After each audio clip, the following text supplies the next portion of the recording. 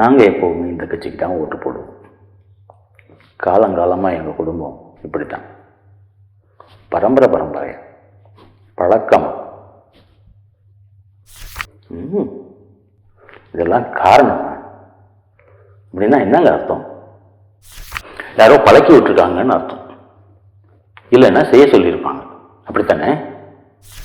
அது உங்கள் அப்பா அம்மாவாக இருக்கலாம், தாத்தா பாட்டியாக இருக்கலாம், இல்லை வேறு யாரோ உங்கள் குடும்பத்துக்கு வேண்டப்பட்டவங்களா இருக்கலாம். அது அன்னைக்கு நிலைமைக்கு எடுத்த முடிவு. அது அந்த காலத்தில் இருந்த நிலைமைக்கு சரியாக இருந்திருக்கலாம். அதே முடிவு இப்பவும் பொருந்துமா? அன்னைக்கு உங்களை வழிபடுத்தின பெரியவங்க இருந்தாங்கன்னா அவங்க கிட்டேயே கேளு. இல்லையா நீங்க யோசிங்க. ஏன் உங்களுக்கு என்ன? யோசிக்கலாம் தானே. இது சடங்கு சம்பிரதாயம் கிடையாது. பரம்பரையா ஃபார்வர்ட் பண்றதுக்கும் ஃபாலோ பண்றதுக்கும்.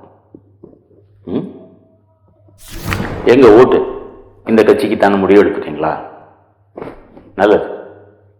யோசிச்சு அனுபவத்தில் எடுத்த தெளிவான முடிவு தானே.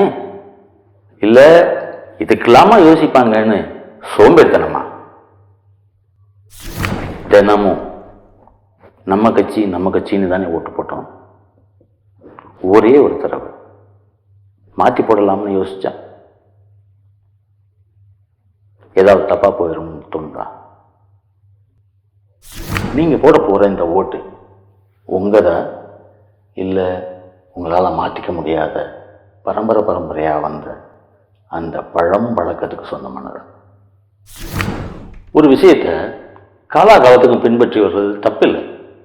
ஆனால் அது இந்த காலத்துக்கும் பொருந்துமான்னு ஒரு தரம் கூட யோசிக்கலைன்னா அது எப்படி சரியாக இருக்கும்?